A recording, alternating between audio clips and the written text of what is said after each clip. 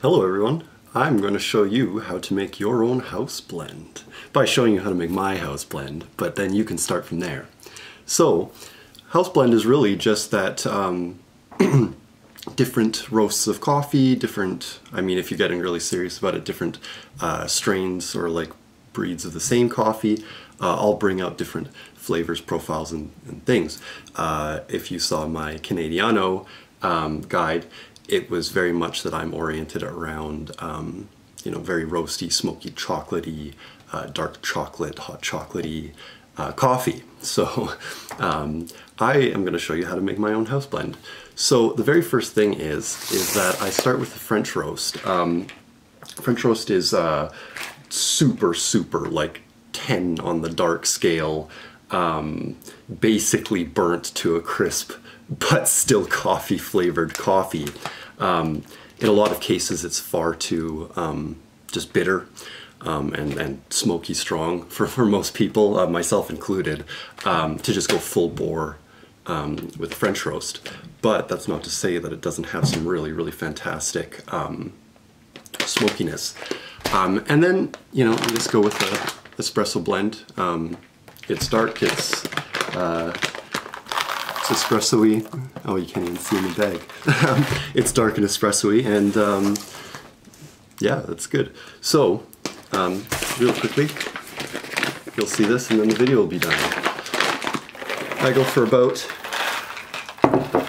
I aim for like a quarter cup in this, but it usually ends up at about a half a cup.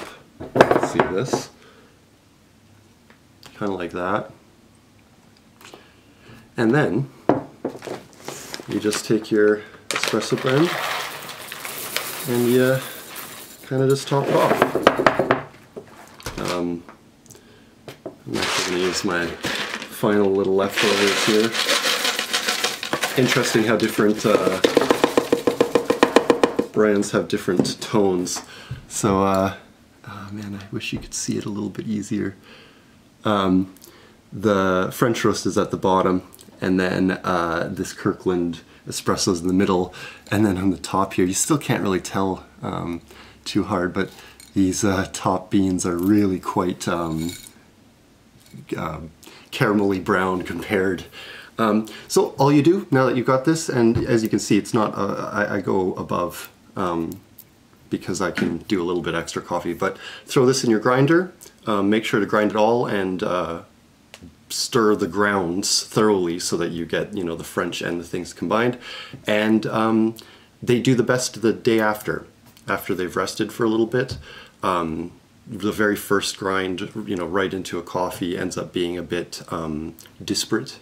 You kind of get a little bit of all the different coffees separately. But that next day's cup will be just fantastic. So let me know how it goes. Let me know if you explore anything.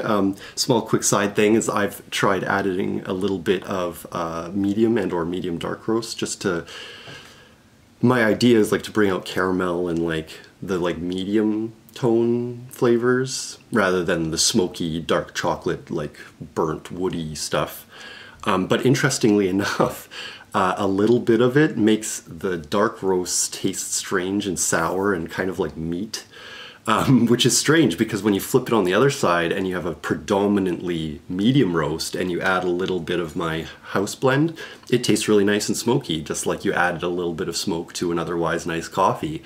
So it's an interesting one how just that flip the other way makes for a literally like a tiny like 20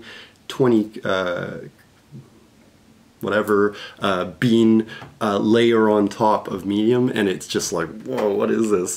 So yeah, no, explore, experiment, and let me know. And I'd love to try out your blends if you come up with something